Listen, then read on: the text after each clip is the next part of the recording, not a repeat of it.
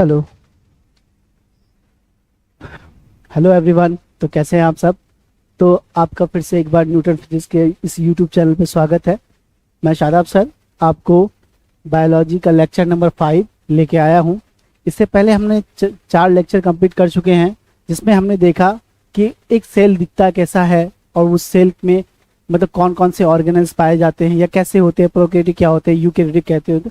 ये सब बातों को हमने एक 4 लेक्चर में कंप्लीट कर लिया। इससे पहले तक लेक्चर में मैंने आपको सेल वॉल तक पढ़ाया था, जो कि किसी प्लांट सेल में आउटर लेयर था। आज हम लोग जो पढ़ेंगे उसका नाम है सेल मेम्ब्रेन। तो आइए स्टार्ट करते हैं हम लोग चैप्टर टॉपिक का नाम है सेल मेम्ब्रेन। टॉपिक का नाम है अपने पास सेल मेम्ब्रेन। सेल मेम्ब्रेन, ठीक है। अब समझिए पहले कि सेल मेम्ब्रेन होता क्या है। देखो, सेल मेम्ब्रेन एक स्ट्रक्चर है जो कि सभी सेलों में पाया जाता है। सेल मेम्ब्रेन क्या है बच्चे लोगों? एक स्ट्रक्चर जो सभी सेलों में पाया जाएगा, चाहे वो प्लांट सेल हो, चाहे वो एनिमल सेल हो, चाहे वो बैक्टीरियल सेल हो। सेल कोई सा भी हो, आपको एक स्ट्रक्चर दिखाई देगा, उसका नाम होगा सेल मेम्ब्रेन। ये आउटर मोस्ट लेयर होता है एनिमल सेल में। मतलब एनिमल सेल को देखें तो सबसे बाहरी जो लेयर है उसको हम लोग क्या बोलेंगे? Cell membrane. ये क्या होता है? ये ना थिन और लिविंग स्ट्रक्चर है। क्या है बच्चे लोगों? ये thin and living structure. Thin and living structure है। लिविंग स्ट्रक्चर है ये। मतलब क्या है इसका? मतलब कि ये स्ट्रक्चर लिविंग है और ये सभी सेलों में पाया जाता है, इसीलिए इसको हम लोग क्या बोलते हैं? यूनिवर्सल स्ट्रक्चर बोलेंगे। क्लियर है? चलिए, तो अगर हम देखें अगर एक रफ व्यू में कि मान लेते हैं ये आपका एनिमल सेल है, तो ये जो बाहर लेयर देख पा रहे हैं आप, ये क्या है? आपका सेल मेम्ब्रेन है। दूसरी बात कि ये आपके पास कैसा होता है? लिविंग होता है, मतलब इसके पास जान है। दूसरी बात क्या है ना कि ये मॉलिक्यूल को ना अपने आर पार जाने की अनुमति किसी किसी मॉलिक्यूल को देता है और किसी किसी को नहीं देता है। कोई तो जा सकता है, कुछ मॉलिक्यूल्स जैसे नॉन पोलर मॉलिक्यूल्स वो प्लाज्मा मेम्ब्रेन को क्रॉस कर सकते हैं, और कुछ जैसे नॉन पोलर मॉलिक्यूल ग्लूकोज ये सब नहीं कर सकते। ये जो कुछ मॉलिक्यूल को आर पार जाने की मतलब की परमिशन है, इसी नेचर को क्या बोलेंगे हम लोग? Selective permeable in nature. कहने का मतलब क्या है कि आपका सेल मेम्ब्रेन कैसा होगा? सेलेक्टिव परमेबल इन नेचर होगा। Selective permeable in nature. Permeable in nature. Simple सा बात समझो कि ये नेचर में कैसा होगा बच्चे लोगों? सेलेक्टिव परमेबल इन नेचर, या इसी को हम कहते हैं सेमी परमेबल इन नेचर। क्या बोल देंगे इसी को हम लोग? Semi permeable in nature. मतलब क्या है कि हमारा जो सेल मेम्ब्रेन है वो मॉलिक्यूल्स को सिलेक्ट करेगा कि कौन अंदर जाएगा, कौन नहीं जाएगा, कौन इस मेम्ब्रेन को क्रॉस करेगा, कौन नहीं करेगा। ये कौन डिसाइड कर रहा है? ये अपना सेल मेम्ब्रेन डिसाइड कर रहा है। इसीलिए इसको हमने क्या नाम दिया? ये कहलाया सेमी परमेबल या सेलेक्टिव परमेबल। अगर हम सेल मेम्ब्रेन को देखें तो इसका दूसरा नाम भी है, जैसे प्लाज्मा मेम्ब्रेन। सेल मेम्ब्रेन को ही क्या बोलेंगे हम लोग? प्लाज्मा मेम्ब्रेन बोलेंगे। प्लाज्मा मेम्ब्रेन बोलेंगे। दूसरी बात, और इसी को कहा जाता है बायो मेम्ब्रेन। चाहे सेल मेम्ब्रेन बोलो, प्लाज्मा मेम्ब्रेन बोलो या फिर बायो मेम्ब्रेन बोलो, सबका मतलब क्या होगा आपके पास? सबका मतलब एक है। क्लियर? चलिए, अगर हम देखें अपने एक सेल मेम्ब्रेन को, तो सेल मेम्ब्रेन में मैंने बताया कि ये थिन है, पतला सा है और लिविंग स्ट्रक्चर है, और सभी सेल्स में ये देखने को मिलेगा। दूसरा, इसका जो नेचर है वो है सेलेक्टिव परमेबल इन नेचर और सेमी परमेबल होता है। ये सेलेक्टिव परमेबल मतलब चीज कुछ मॉलिक्यूल्स को ये तो अपने पार जाने देगा, कुछ को अपने पार जाने नहीं देगा। और दूसरा मैंने कहा कि ये दूसरा नाम इसका प्लाज्मा मेम्ब्रेन भी है और बायो मेम्ब्रेन भी है। क्लियर है क्या? चलिए आगे बढ़ते हैं और देखते हैं हम लोग कि क्या हो सकता है इसमें। अगर हम एक सेल मेम्ब्रेन को देखें तो सेल जो मेम्ब्रेन है वो 3 चीजों से मिलकर बनती है। सेल मेम्ब्रेन अपने पास 3 चीजों से मिलकर बनेगी। सबसे पहले अगर हम देखें तो लिपिड की बात करेंगे। लिपिड है, उसके बाद इसमें प्रोटीन होता है। लिपिड हो गया, प्रोटीन हो गया, उसके बाद अपने पास आ जाएगा कार्बोहाइड्रेट। कार्बोहाइड्रेट। अब देखो ये कार्बोहाइड्रेट क्या होता है? देखो सुनो, ये जो आपका सेल मेम्ब्रेन है वो 40% के आसपास, 40% आपका क्या हो जाएगा? यहाँ पे लिपिड होगा। और दूसरा बात करें अगर यहाँ पे हम, तो 58 से लेकर के 59% आपके पास हो जाएगा प्रोटीन। और कार्बोहाइड्रेट कितना होगा बच्चे लोगों, 1 से 2%। ये हमारे पास कार्बोहाइड्रेट का नंबर हो गया। क्लियर। अगर साइंटिस्टों ने स्टडी किया ह्यूमन के आरबीसी पे, जब ह्यूमन आरबीसी पे स्टडी किया तो साइंटिस्ट ने देखा कि ह्यूमन का जो आरबीसी का जो मेम्ब्रेन है वो बना होता है 52% लिपिड से, सॉरी 40% लिपिड है इसमें और 52% प्रोटीन है। प्रोटीन का अमाउंट कितना है चलो 52% और लिपिड अपने पास था यहाँ पे 40%। ये किसकी स्टडी से पता चला हमें, ये ह्यूमन के आरबीसी के जब मेम्ब्रेन का स्टडी किया तो हमें पता चला कि लिपिड 40% है और प्रोटीन अपने पास 52% है। क्लियर। तो ये बात का हम लोग ख्याल रखेंगे और आगे हम लोग देखेंगे क्या क्या है। चलिए, तो अब ये जो भी प्लाज्मा मेम्ब्रेन था इसको हमने एक्सप्लेन करने के लिए साइंटिस्ट ने 3 मॉडल दिए। एक एक करके तीनों मॉडल्स की बात करेंगे हम लोग। जैसे 3 मॉडल्स में क्या था, सबसे पहला आपका मॉडल पढ़ेंगे सैंडविच मॉडल या ट्राइलैमिलर मॉडल। एक ऐसा मॉडल जो डेवसन एंड डेविनी ने दिया और ये हमें प्लाज्मा मेम्ब्रेन के बिहेवियर को समझाने की कोशिश कर रहा था। ठीक है। दूसरा जो मॉडल था वो था यूनिट मॉडल और ये आपको रॉबर्ट शर ने दिया था। तीसरा और सबसे एक्सेप्टेबल और सबसे लेटेस्ट जो मॉडल है जो प्लाज्मा मेम्ब्रेन को समझा रहा है वो है आपके पास फ्लूइड मोजाइक मॉडल। क्लियर। तो आइए हम लोग एक एक करके तीनों मॉडल को समझते हैं कि तीनों मॉडल का मतलब क्या है। सबसे पहले जो मॉडल पढ़ेंगे हम लोग, मॉडल्स कितने मॉडल्स की बात करेंगे तो हम लोग यहाँ पे मॉडल जो होगा मॉडल 3 मॉडल की बात करेंगे। पहला मॉडल की बात करेंगे सैंडविच मॉडल। कौन सा मॉडल बच्चे लोगों, सैंडविच मॉडल, सैंडविच मॉडल। और दूसरा अपने पास होता है यूनिट मॉडल, दूसरा यूनिट मॉडल, सैंडविच मॉडल और दूसरा यूनिट मॉडल। और तीसरा fluid Mosaic model, fluid Mosaic model. ये 3 मॉडल की बात करेंगे हम लोग एक एक करके डिटेल में कि कौन किसने क्या कहा। सबसे पहला जो मॉडल पढ़ेंगे हम लोग प्लाज्मा मेम्ब्रेन को समझाने के लिए, जो पहला मॉडल है अपने पास वो है अपने पास सैंडविच मॉडल। कौन सा मॉडल, सैंडविच। ये सैंडविच मॉडल क्या होता है अभी 1 मिनट में समझते हैं हम लोग। सैंडविच मॉडल, सबसे पहले तो हमें यही बात का ख्याल रखना है कि इसको दिया किसने था, गिवन बाय, दिया किसने था उसकी बात करेंगे हम लोग, given by Rob Danielli and Davson, Davson and Danielli. ठीक है, डेवसन एंड डेविनी ने हमें सैंडविच मॉडल दिया। क्लियर। चलिए, इसके हिसाब से क्या है कि जो आपका प्लाज्मा मेम्ब्रेन है ना वो एक सैंडविच की तरह है। जैसे सैंडविच में क्या होता है कि ऊपर ब्रेड और नीचे ब्रेड, बीच में आलू, उसके इधर भी ये आपके पास क्या होते हैं कि वो सलाद होते हैं, प्याज टमाटर होते हैं, ये सारी बातें। उसी तरह से ये आपका सैंडविच मॉडल भी समझाने की कोशिश कर रहा है। आइए समझते हैं क्या कहना चाह रहा है ये। देखिए सैंडविच मॉडल में ऐसे ये प्रोटीन आपके पास है, ये प्रोटीन का लेयर है ऊपर और ये प्रोटीन का लेयर हो गया। उसी तरह से सेम नीचे का एक प्रोटीन का लेयर आपको दिखाई देगा इस तरह का, ये भी प्रोटीन का लेयर है और ये प्रोटीन लेयर हो गया, ये प्रोटीन लेयर हो गया। ठीक, क्लियर। देखिए ये जो आप ऊपर देख रहे हैं ये आपके पास एक प्रोटीन लेयर है। किस चीज से बना है, प्रोटीन से बना है, तो प्रोटीन लेयर नाम दिया उसको। और इसकी जो थिकनेस है वो 20 एंगस्ट्रॉम की होती है। इसके हिसाब से सैंडविच मॉडल के हिसाब से जो प्लाज्मा मेम्ब्रेन में जो प्रोटीन लेयर है ना ऊपर साइड और नीचे साइड, इसकी थिकनेस होती है, इसकी थिकनेस होती है 20 एंगस्ट्रॉम और एक एंगस्ट्रॉम में 10⁻⁻10 मीटर्स होते हैं।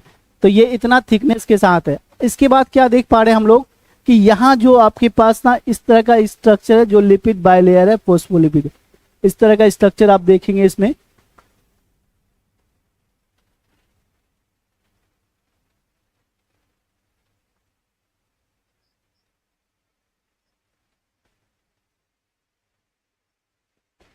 ये अपने पास इस तरह का एक स्ट्रक्चर है। क्लियर। मैं एक बार इसको कंप्लीट कर देता हूं फिर आगे बात करते हैं।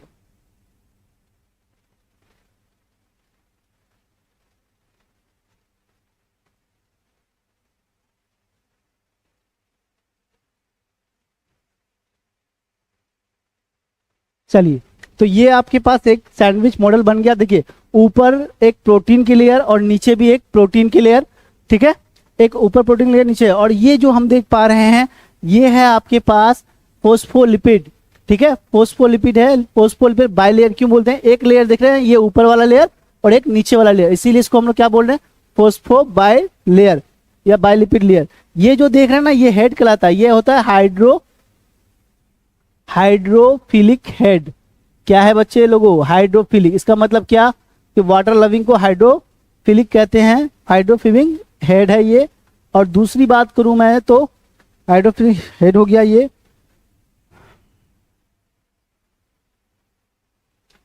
और ये जो नीचे मैं बना रहा हूं ये है आपके पास हाइड्रोफोबिक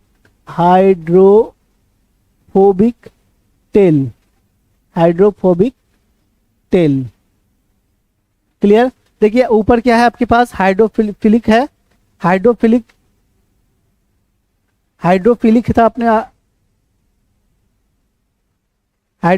था अपने पास। और क्या बोलते हैं कि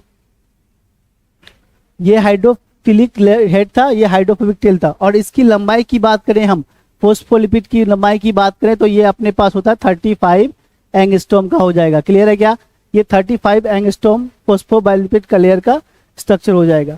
तो ये आपका सैंडविच मॉडल है, जो हमें क्या बताता है कि एक प्लाज्मा मेम्ब्रेन की थिकनेस कितनी हो सकती है, 75 एंगस्ट्रॉम। जनरली मानते हैं कि प्लाज्मा मेम्ब्रेन की थिकनेस कितना हो जाएगा, 75 एंगस्ट्रॉम। अगर एवरेज की बात करें तो 75 से लेकर के ये 100 एंगस्ट्रॉम तक आपको थिकनेस देखने को मिल जाएगा प्लाज्मा मेम्ब्रेन का। क्लियर है क्या, प्लाज्मा मेम्ब्रेन का थिकनेस आपको देखने को मिल जाएगा 100 तक। तो ये बात का हम लोग ख्याल रखेंगे, क्या इसका मतलब थिकनेस होगा, क्या इसकी मेम्ब्रेन की थिकनेस होगी। इसके बाद जो हम लोग बात करेंगे सैंडविच मॉडल के बाद, तो आइए समझते हैं सैंडविच मॉडल होता क्या है। सैंडविच मॉडल, ये कुछ हमारे पास सैंडविच मॉडल है, ये कुछ सैंडविच मॉडल है। देखिए जैसे ना आप आपने कभी सैंडविच खाया होगा, तो सैंडविच में क्या होता है कि एक अपर साइड में एक ब्रेड होता है, एक लोअर साइड में एक ब्रेड होता है। तो देखिए ये अपर साइड में जो ब्रेड है, ये हम मान सकते हैं ये अपने पास क्या है, एक प्रोटीन है। ठीक है, अपर साइड में जो है वो एक प्रोटीन है, और जो लोअर साइड में जो ब्रेड है वो भी अपने पास एक प्रोटीन है। और इस प्रोटीन की थिकनेस क्या मान रहे हैं हम लोग, 20 एंगस्ट्रॉम। अब यहाँ देखिए एक लेयर यहाँ पे बन रहा है जिसमें आपके पास क्या है, ये मतलब ऑनियन है, प्याज, गार्लिक, सॉरी लहसुन वसुन जो भी डालता है, प्याज है, उसके बाद आपके पास वो टमाटर वमाटर, तो 2 लेयर है। इसीलिए ये इसको मान लीजिए आप लोग फोस्फोलिपिड, और अपर वाले जो ब्रेड हैं इसको प्रोटीन मान लीजिए। तो ये सैंडविच मॉडल अच्छे से डिफाइन करता है किसको, हमारे प्लाज्मा मेम्ब्रेन को। तो इसके हिसाब से क्या है कि जिस तरह से सैंडविच होता है कि अपर में एक ब्रेड, लोअर में एक ब्रेड, उसी तरह से हमारा प्लाज्मा मेम्ब्रेन है, ऊपर प्रोटीन, नीचे प्रोटीन, और बीच में क्या है आपके पास, ये जो देख पा रहे हैं बीच में इस तरह का है ना, ये फोस्फोलिपिड कहलाता है। क्लियर। तो ये बात का हम लोग ख्याल रखेंगे, ये फोस्फोलिपिड कहलाएगा। तो आइए हम लोग अब आगे बढ़ते हैं और देखते हैं क्या होता है फिर इसके बाद जो हम लोग पढ़ेंगे वो बातें सुन लीजिए। मैंने आपको यहाँ पे लिखाया एक बात कि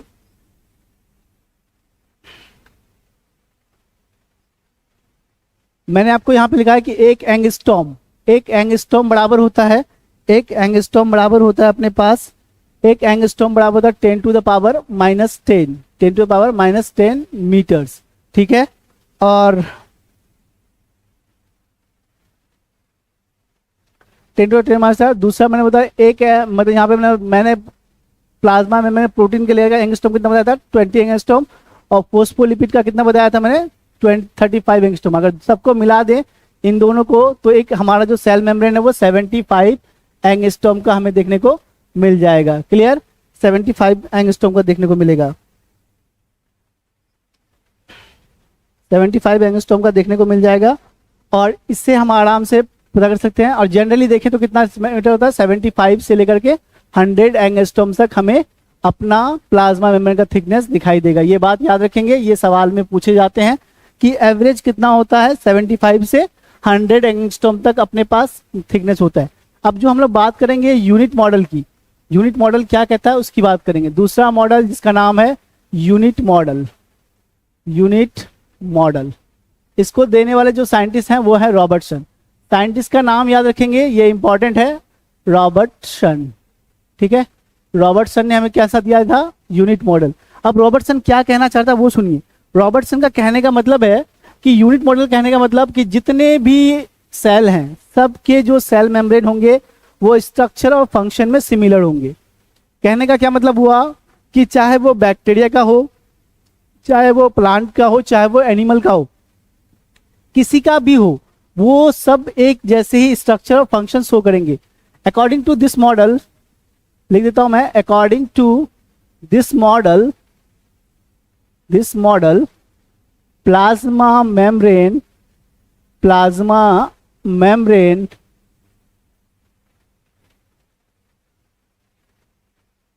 मेम्ब्रेन of all cells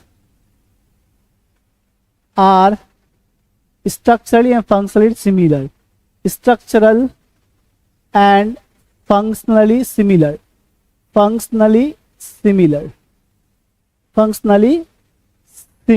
कहने का सिंपल सा मतलब है कि जितने सारे आपके पास प्लाज्मा मेम्ब्रेन होगा, सब क्या होंगे, सब अपने पास एक जैसे ही होंगे, चाहे स्ट्रक्चर को देखें, चाहे वो उसका आप फंक्शन को देखें। क्लियर? तो ये दूसरा मॉडल था जिसको हमने नाम दिया आपके पास यूनिट मॉडल, जिसको रॉबर्टसन ने दिया था। और कब दिया था इसकी बात करें तो 1957 में दिया था शायद ये। चलिए अब आगे बढ़ते हैं, हम लोग आगे देखते हैं। आप जो नेक्स्ट टॉपिक है अपना तीसरा, जिसका नाम होगा अपने पास फ्लूइड मोजाइक मॉडल। कौन सा मॉडल? फ्लूइड मोजाइक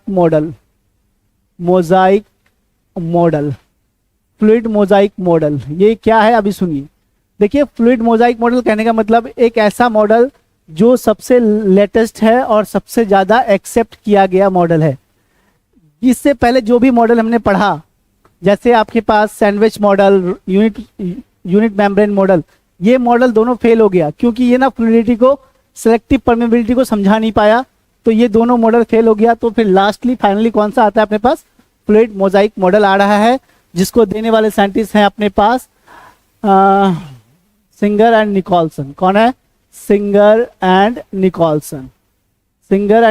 बहुत इंपॉर्टेंट लाइन है ये, एग्जाम में का सवाल भी होता है ये। सिंगर एंड निकोलसन ने क्या दिया था अपने पास?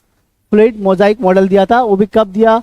1972 में। ठीक है, 1972 में फ्लूइड मोजाइक मॉडल दिया गया। क्लियर? अब ये कहना क्या चाहता है वो सुनिए। देखिए, फ्लूइड मोजाइक मॉडल कहता क्या है, उसकी बात मैं करूं तो अगर, तो इसका कहने का सिंपल सा मतलब है कि जो अपना जो प्लाज्मा मेम्ब्रेन है उसमें दो चीजें पाई जाती है। एक तो फॉस्फोलिपिड, जो कि फॉस्फोलिपिड के फॉर्म में रहेगा, और दूसरा प्रोटीन। समझ रहे हैं बात को? दूसरा अपने पास क्या हो जाएगा? प्रोटीन।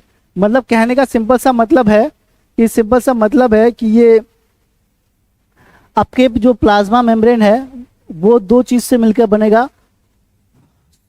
सबसे पहले तो हम ये देख लें कि ये आपका most acceptable and popular, most acceptable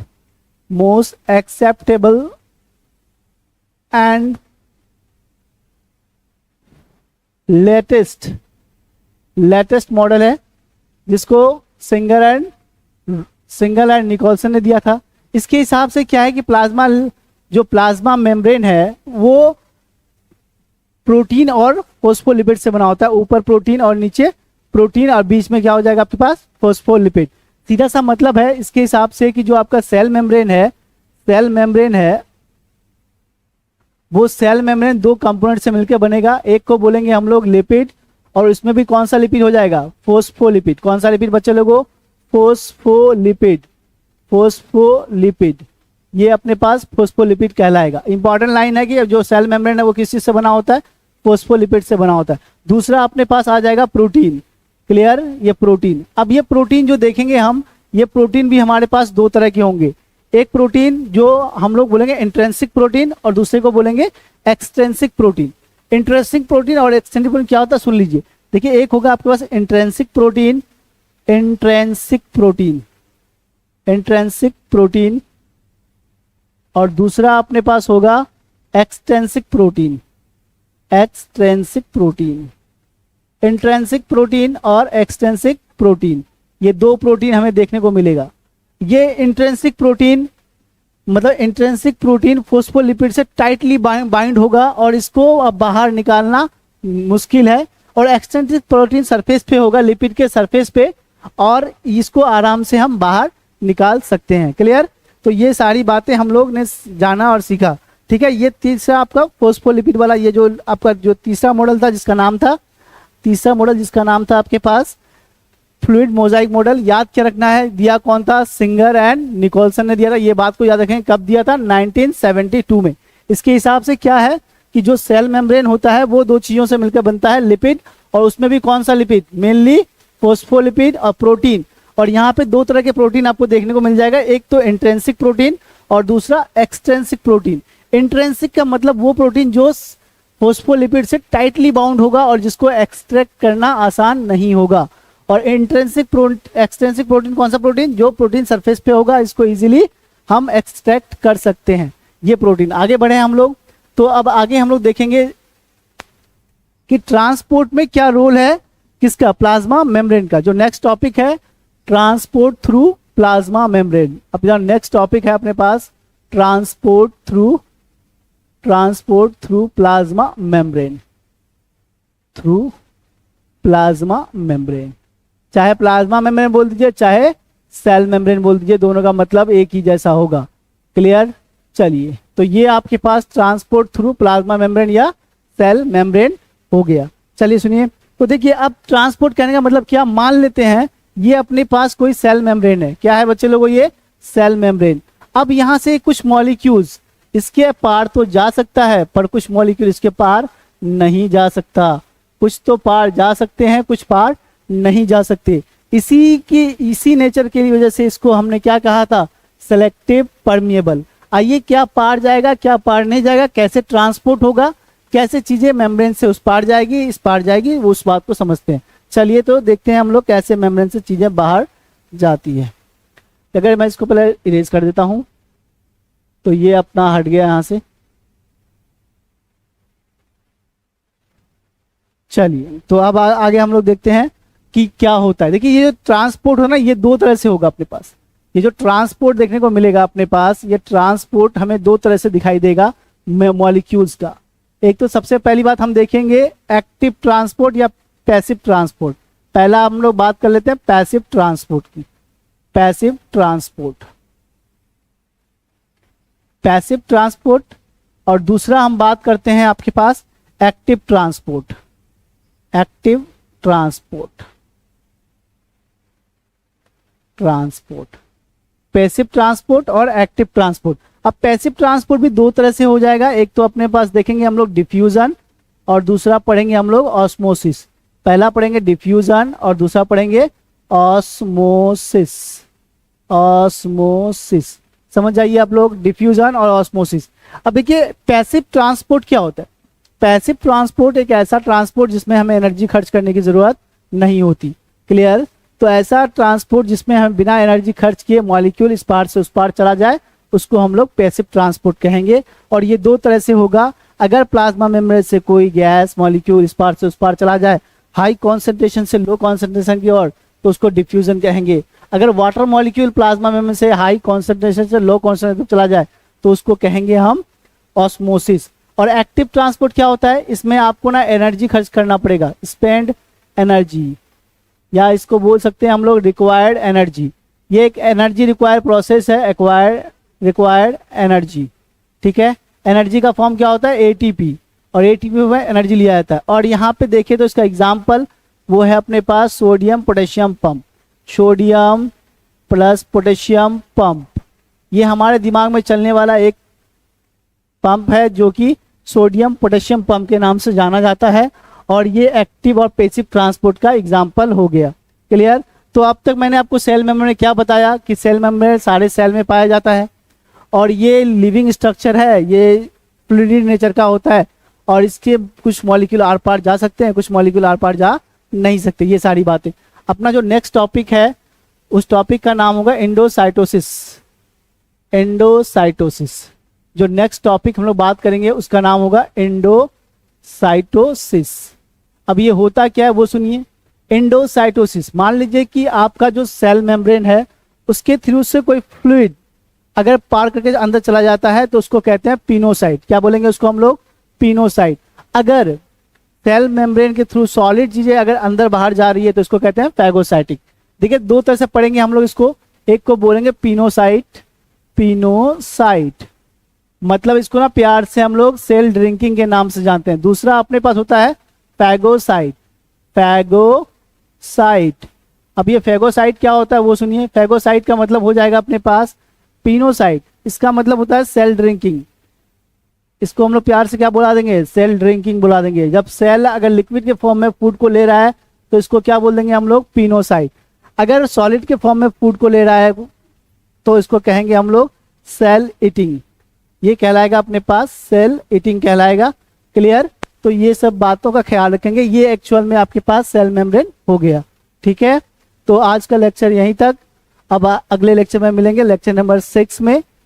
तब तक के लिए